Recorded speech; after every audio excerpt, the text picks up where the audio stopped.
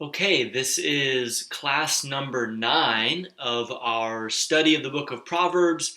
And as always, the material for this class can be found on our website, bellairchurchofchrist.org, under Media and Bible Class Material. And all the previous classes are posted on our YouTube channel, Bel Air Church of Christ. And the last several of these classes will premiere successively Wednesday night at 7:30 until the end of November. So let's jump into our lesson for tonight, which centers around marriage, basically. Husbands and wives and harlots is the title of this lesson. And if you're familiar with the book of Proverbs, and I do hope that we are reading the book of Proverbs while we are engaged in this study, you may remember that there is quite a bit said about both women that are commended for their wisdom and for their godliness, as well as women that lack wisdom and that are a source of temptation or wickedness for the young man who is the recipient of the wisdom of the book of Proverbs. And so there's quite a bit to say. In fact, in each of these lessons, we have tried to read at least one longer passage in Proverbs that addresses the subject. Tonight there will be several, and there would be, in fact, several more that we could read because there is so much said on this topic. But our goals specifically for tonight's class will be these. First of all, we want to emphasize and notice the elevated position that women hold in the Proverbs. We see that really from the beginning to the very end. And we want to notice that and highlight that and appreciate it and talk about the contrast that is laid out again from beginning to end in Proverbs between a proper and improper relationship between men and women. What a good, godly marriage founded in wisdom and the fear of the Lord looks like, and then what it looks like when people deviate from that plan. So we'll start by talking about marriage and the picture of it and the roles of women and of men. And then we'll talk about the passages that deal with temptation and wickedness. And then we'll end with the proper picture again and a contrast between those two pathways. So let's begin with this and noticing some of the language that's used about the husband-wife relationship, again, at least in the ideal. And the first in chapter 2, verse 17, is this picture of friendship. Your handout gives a couple other references that both use the language of friendship, of being a companion, being intimate friends, close friends. And chapter 2 of Proverbs, verse 17, uses that language about the marriage. And that husband and wife, they are companions. They are best friends from their youth, is the picture there in that description. Chapter 5, which we'll come back to later, also describes the sexual intimacy of the marriage relationship and paints a picture of marriage that is satisfying, that is exhilarating, that is pleasant. And so two aspects perhaps of the marriage relationship, both of them beautiful and both of them highlighted in the book of Proverbs. And then add on top of all of that it is permanent. Chapter 23, when the son is being encouraged to listen to the advice of his father and mother, it talks about listening and respecting the mother even when she is old. And so there's a picture of a mother and father spending their life together, raising their children, and now at the end of their life, they're trying to pass on their wisdom to their children. And so this is a picture of the permanence, the longevity of a godly marriage. So this is what we are shooting for. And so Again, let's talk and notice how much is said about the woman's role in all of this and the importance of a wife. And you may remember some of these passages from the book of Proverbs, but notice how many times the Proverbs talk about a good, godly wife, a wife of wisdom, being a gift from the Lord. It's said several times in these passages. And then you'll remember, we'll read it all here in a minute, but in chapter 31, this idea that a woman of good character and of wisdom is more valuable than riches. In fact, it's beyond anything that you could even put a price tag on. And then in chapter 14, the contrast between building a house, constructive and then destructive. That's the difference between a wise woman and a foolish woman. So the point is that there is great importance, there's great significance. You could say that who a person marries, specifically here, the character of the wife makes all the difference. And a good one is from the Lord, is a blessing from God. And to get a little bit more specific here, there's a list of passages, and they're on your handout, but you see them listed here if you can see that small of print. But notice the blue being the positive, the red being the negative. And notice again that either direction, either positively or negatively, there is great power that a woman, that a wife has on her family, has on her husband. And so on one side, chapter 5 talks about there is a blessed fountain that a husband rejoices in when he has a beautiful and a good and wise wife that he shares that friendship with from his youth. There is the honor, chapter 12, a crown that the husband wears because of who he's married to. That is fairly common. You look at a certain man and you see his wife and you know what kind of woman she is, and your esteem of the man goes up because you know how wonderful that woman is. That is the idea in chapter 31 as well. You see towards the bottom of being respected at the city gate, largely because of the character of his wife. So there is great benefit, power in a wise and godly woman for her husband.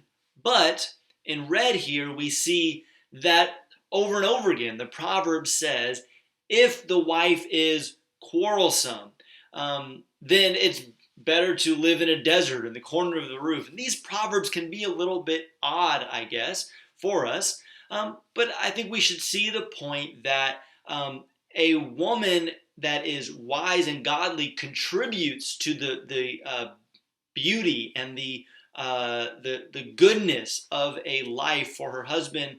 But if a woman of bad character deprives her family and her husband of that goodness in life and makes life miserable.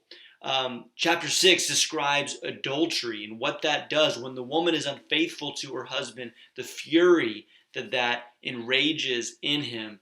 Chapter 30 is a little bit of a question mark about what exactly that means. It's a mysterious proverb, but I think really whatever it's saying saying that there is great power when a woman who has been unloved has a husband, whether that's a good kind of power or a destructive kind of power. The power is clearly being referred to in that passage as well. So the point is that it's a big deal. That a woman, a wife, is not insignificant to her husband, or she is not just disposable, but her character, who she is, makes all the difference for her husband and for her family. So let's read then the most famous of the passages in the book of Proverbs related to a woman of wisdom, and that is in chapter 31. And I will just point out that the beginning of chapter 31, assuming that chapter 31 is related and continuous from beginning to end, verse 1 points out that these are the words that King Lemuel's mother taught him. So it very well may be the case, and it seems like it when you read the poem, that chapter 31, 10 to 31, this acrostic poem about the worthy woman, is about instructing a young man that this is the kind of woman that he should be looking for and interested in. Either way, it holds great wisdom for both women and men in that regard. So, chapter 31, verse 10 and following. An excellent wife, who can find? For her worth is far above jewels. The heart of her husband trusts in her, and he will have no lack of gain. She does him good and not evil all the days of her life. She looks for wool and flax, and works with her hands in delight. She is like merchant ships. She brings her food from afar. She rises also while it is still night, and gives food to her household, and portions to her maidens. She considers a field and buys it. From her earnings she plants a vineyard. She girds herself with strength and makes her arms strong. She senses that her gain is good. Her lamp does not go out at night. She stretches out her hands to the distaff, and her hands grasp the spindle. She extends her hand to the poor, and she stretches out her hands to the needy. She is not afraid of the snow for her household, for all her household are clothed with scarlet. She makes coverings for herself. Her clothing is fine linen and purple. Her husband is known at the gates when he sits among the elders of the land.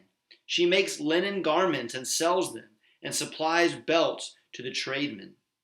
Strength and dignity are her clothing, and she smiles at the future. She opens her mouth in wisdom, and the teaching of kindness is on her tongue. She looks well to the ways of her household, and does not eat the bread of idleness. Her children rise up and bless her, her husband also, and he praises her, saying, Many daughters have done nobly, but you excel them all. Charm is deceitful, and beauty is vain, but a woman who fears the Lord, she shall be praised. Give her the product of her hands, and let her works praise her in the gates. Okay, a beautiful passage, a beautiful description. We'll just point out a few aspects of this here.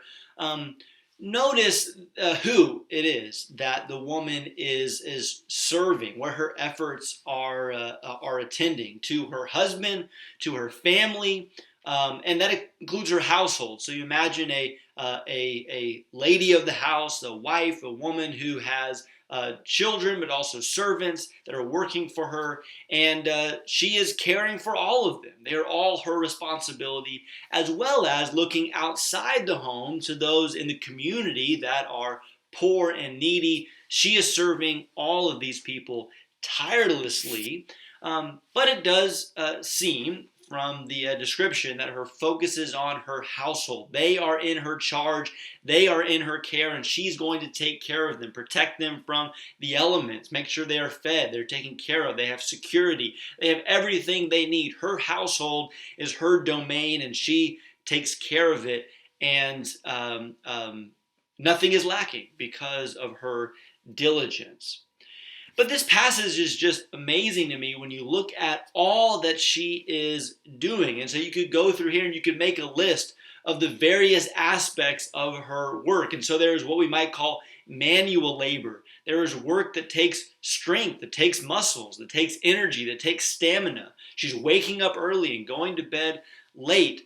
But she's also very productive when it comes to making things, clothes, and things that her household is in need of, coverings and linens. But then she's out in the marketplace, and it says that she is buying and that she is selling, and she's making deals, she's negotiating, she's engaged in commerce and trade. It says she goes out and evaluates a field and buys it, so she's involved in real estate, planting a vineyard, considering a field and buying it. And then on top of all of that, productive work inside the home, in the community, in the marketplace, in the field, all of this stuff. Verse 26, she is speaking with wisdom and giving faithful instruction. So she is not only productive and constructive, but she is wise and she is instructive, we might say, in helping others and teaching others and guiding others as well. Okay.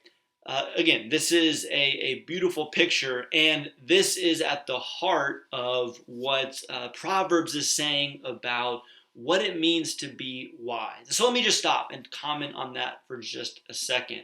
We have mentioned before, we mentioned early on, that one of the things that Proverbs does is it depicts wisdom as a woman and encourages the young man to seek after wisdom, that commodity, that precious thing, as if it is this woman that is inviting him to eat of her table and to enjoy her fellowship.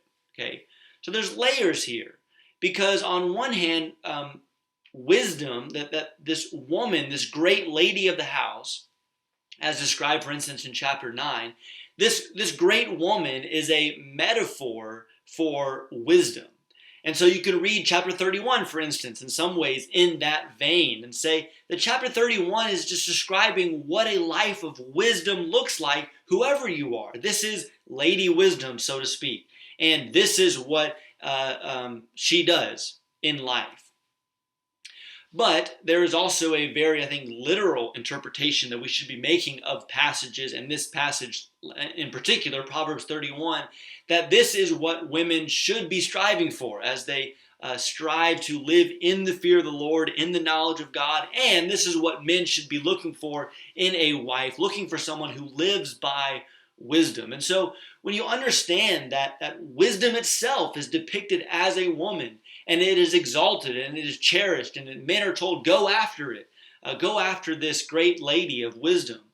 And on top of that, there are these pictures throughout the Proverbs of the value, the power of this kind of woman in a man's life. We see the elevated picture, the priority, the beauty, the goodness that is bestowed on women that live in wisdom, in the fear of the Lord. Okay, for a husband, and this is section C, and there's not as much here that we're going to say, but even in this same chapter, the same poem we just read in chapter 31, you see what it is that the husband should be doing. That as the woman is working tirelessly for the good of her family, both in the home and in the community, the husband trusts in her. And how important is this to have confidence in his wife, and not just to trust in her and to maybe grant her stewardship and dominion over all these things and say, hey, I trust you. You do your job and I have confidence in you. But it's expressing that confidence and saying, I do trust you. I do have confidence in you. But it goes beyond that as well. And notice the language in chapter 31 and even in other places like in chapter 11 about giving honor, giving respect to the wife and vocalizing that, praising her. And in public, a husband standing up and saying, this is who my wife is. This is how valuable she is to me. This is the good that she does. And this is the benefit that she brings to me, to my family, to my community. A husband needs to be doing that, needs to be praising his wife. If we've just spent all that time talking about how needful and how important and how wonderful it is to have a woman of wisdom, then the husband should be praising his wife as such. So not only trusting her in their relationship, but also praising her and commending her publicly and privately for the benefit that he gets from her. That's what we want to say about the responsibilities of the husband, drawing off of the language of Proverbs 31. Okay, now to the other side. See all the red on this slide here. This is again a familiar theme in the book of Proverbs. But notice in these descriptions of the harlot, of the wily woman, the woman who is tempting the young man into adultery or to sexual sin, the language of death. And we've seen this already in Proverbs, that there is two ways. There's a way of life and a way of death. And think about all that we've already said about the benefits from a good marriage to a godly woman. That is described as life. It's better than riches. It's honor. It's security. It's blessing. It's joy. It's a fountain of life. But the other path that we've seen in Proverbs, the way of death, the way of the grave, the way of misery, the way of destruction and disaster, that's how the harlot, that's how the evil woman is described. And you see that language here in the verses that are given. But again, we get a little bit more specific, and I think that's even smaller than the text before. So if you can read that, in fact, maybe I'll do this and we'll make this a little bit bigger for us. But notice this language here and why it is that it describes this as a way of death. And so you have in chapter 2 the language of the wicked woman ignoring her covenant before God. And so that separation from God, that is death itself. Chapter 5, you have the language of honey that goes down sweet and smooth, but then it is bitter. And so you think about sexual sin being enticing and sweet at first, but then there is that bitterness, that sinking feeling of death that comes over someone when they are guilty of sin. And then you have the language of being ensnared, of being burned when you bring these dangers close to yourself. Chapter 6, again, we mentioned this earlier, but not only the shame of committing adultery, but the fury that is aroused, the revenge that's going to be brought upon a person from the husband, the one that has been wronged because his wife has been with another man. This is the picture of the disaster that is brought upon a young man when he gives himself over to this sexual sin. Let's read a passage here in Proverbs chapter 5. This is another one of the longer passages we could read.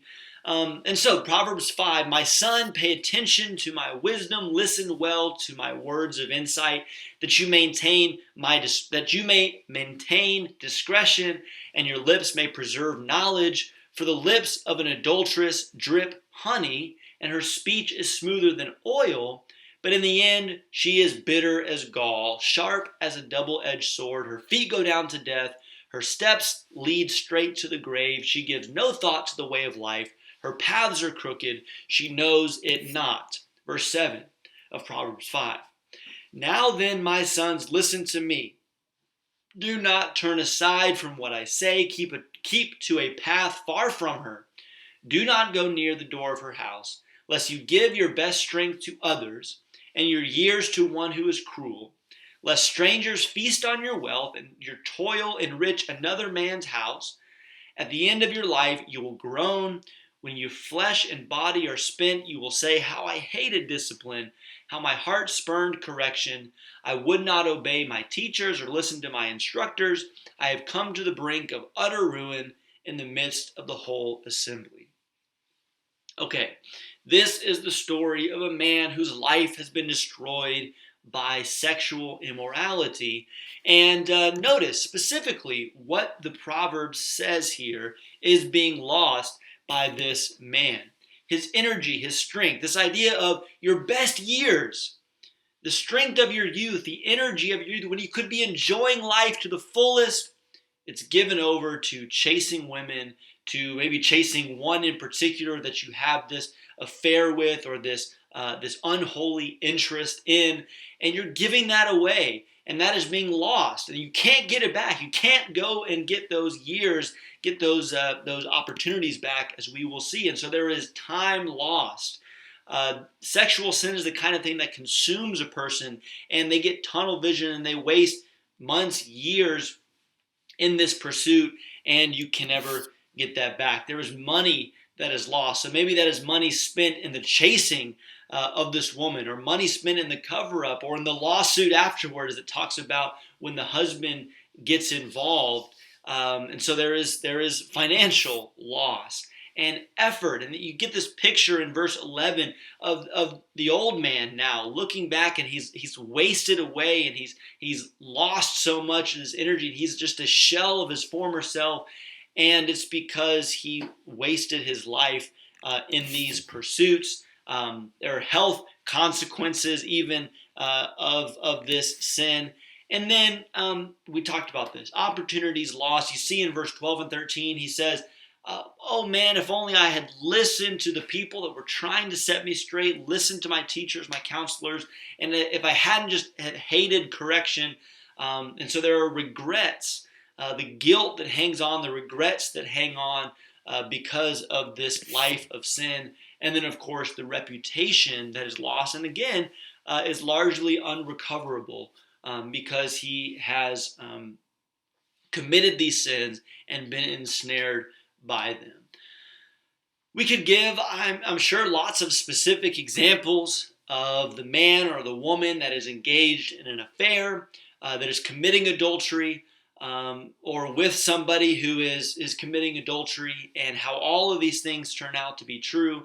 I will just say also that you could use the same list here about what a person loses when they are involved in what we might think of as private sexual sin. So pornography, or even just the fantasizing about being with somebody else, the flirting with others because you're unsatisfied with your own relationship.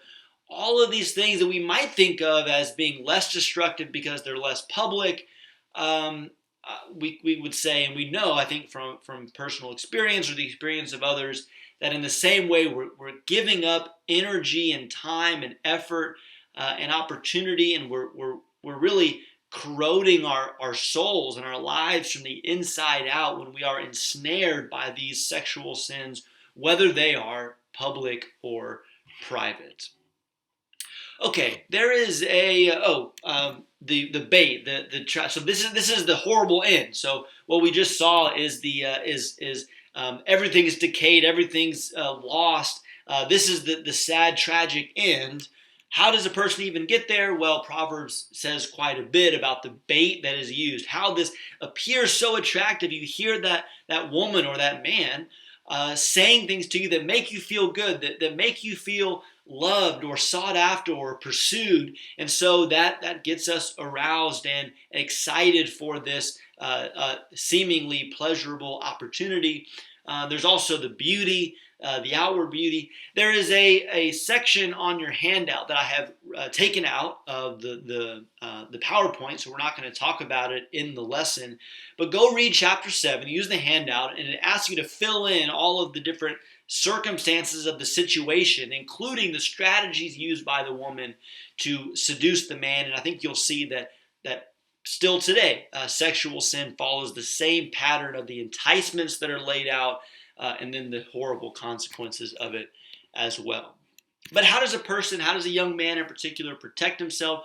Notice the avoidance here in chapter 5, 6, and 7. There is, don't even go there, okay? So don't even go near. Stop being around her. Don't communicate with her, we might say. Don't text. Don't engage on social media. Unfollow. Stay away. Don't go to where you know that she will be. And so you're physically avoiding the situation. Chapter 6, you are not even looking. You're not allowing yourself to be distracted or to be enticed. You're steering your thoughts. You're steering your attention away from that. In chapter 7, maybe on a deeper level, you're watching over your heart. And maybe particularly for a person, a man or woman that is married, but a married man, to watch over his heart and making sure that nothing's creeping in, the discontent about his own marriage, or the attraction to others, even in the most subtle ways. And so a wise person is being instructed by his father in this instance. The wise son is being instructed to keep his feet away, keep his eyes away, keep his heart turned away. And we need to put all of these protective measures in place for ourselves, to help our spouses, to help our children with that, and do whatever is necessary to avoid the path of immorality. But the real and the best solution is not simply to stay away and to avoid the evil, but there is an even better solution than that, and that is given here in Proverbs 5. And so let's read this final passage here, Proverbs 5, 15 to 20. This is the solution to sexual sin, to sexual temptation. Drink water from your own cistern, running water from your own well. I think we understand what that means. Should your springs overflow in the streets, your streams of water in the public squares, let them be yours alone, never to be shared with strangers. May your fountain be blessed, and may you rejoice in the wife of your youth, a loving doe, a graceful deer. May her breast satisfy you at all times. May you ever be captivated by her love. Why be captivated, my son, by an adulteress? And the rest of that passage goes on to describe, probably should turn there before I make some kind of statement about it. But the rest of this passage, why embrace the bosom of a foreigner? For the ways of a man are before the eyes of the Lord. He watches all his past. His own iniquities will capture the wicked. He will be held by the cords of his sin. He will die for lack of instruction. And in the greatness of his folly, he will go astray. And so the rest of that passage says the Lord will hold us accountable and there will be consequence for our actions. And so how do we avoid all that? How do we avoid not only the temptation, but the evil and then the judgment? It's by doing this, by fulfilling the positive, beautiful image of or plan for a marriage that God has given us. And so a few key words here to think about. What this romantic love should be. It should be private. That it's not simply that it is not proper for a man and woman to, for their sexual relationship to be public or for others to know about it. It's not simply that. That's, of course, true that it's not proper. But in its privacy, it is that much more enjoyable. It's secret, it's special, it's unique. It's what they alone share with each other and with no one else. And that's a powerful thing. But not only is it private, but it is plentiful. The picture of a fountain or the cistern or the well, but particularly the fountain, the blessed fountain. This idea that it is always available, it's always flowing, it's always there for the man and for the woman to enjoy together. I'm reminded perhaps of what Paul's instruction is in 1 Corinthians 7 of not abstaining from that sexual relationship between husband and wife, because that only is going to cause problems in the marriage. And so the picture of Proverbs is not one that is restricted or limited. It is flowing, it is bountiful, it is plentiful, and it is pleasurable. It's always satisfying. That he says you're captivated by her love, you're exhilarated by her love, you're even intoxicated by her love. It is a wonderful, a beautiful, pleasurable thing that only they share, and it is permanent. And that idea of being captivated, it shows that you are locked into this marriage, not simply by obligation, although we are obligated by the covenant that we have made, but we are locked in because we are captivated by the love, by the intimacy, not only the sexual intimacy, but every aspect of closeness, of the friendship, of the close emotional vulnerability and transparency that we share with one another, as well as the sharing of our lives and our time together. This is the beautiful full relationship, and this is the antidote to sexual sin, to sexual immorality. And if we only think about the restrictions and only say, well, the key is to not do this and to avoid this, that I think in the Bible picture, and maybe particularly in the wisdom of the book of Proverbs, it's insufficient. Just to stay away from the negative is insufficient, but that must be replaced. That must be warded off by this a beautiful, ideal picture of romantic love that God has planned and that God blesses between a man and woman. And so we end then with this, and notice the parallel across these lines between the way of death, again, and the way of life. That a man is ensnared and captured by the adulterous woman, and his feet are caught and he can't get out even though he wants to, but he is captivated in a beautiful way by his faithful wife with whom he enjoys this relationship. He is respected even more so by his woman of wisdom and of godly character, but he brings dishonor upon himself when he is involved in with the adulterous woman. She deceives him. She says one thing but is manipulating him. His faithful, wise woman, he can trust her. She is trustworthy. She is a good influence, speaking words of wisdom and benefiting others in wisdom. Whereas with the adulterous woman, he is led astray by her ungodly character and ungodly influence. That brings disaster. Whereas the woman in Proverbs 31, it says to do him good and not harm all the days of his life. That is the beauty, the ideal picture that God desires for women to be and for men to have and to enjoy with their wives. And in that ideal, we can avoid the temptations that are so prevalent in our world. And that is what I will invite you to discuss. If you're with others watching this, you can discuss this question. We have seen the ideal today. We've seen the elevated picture of what women are, how important they are, and what they are called to be by the wisdom of Proverbs. We've seen the ideal marriage and all that that entails. We've also seen the temptation and the wickedness and the disaster that comes about through that sexual sin. And so have a conversation in particular about the challenges of today's culture. So reading Proverbs shows us that these things have always been hard, and they've always been a snare for God's people, for people trying to live by wisdom. But what is it perhaps about today's culture that makes this particularly challenging, both to avoid the bad and to cling to and to develop the good godly marriages that God wants for us.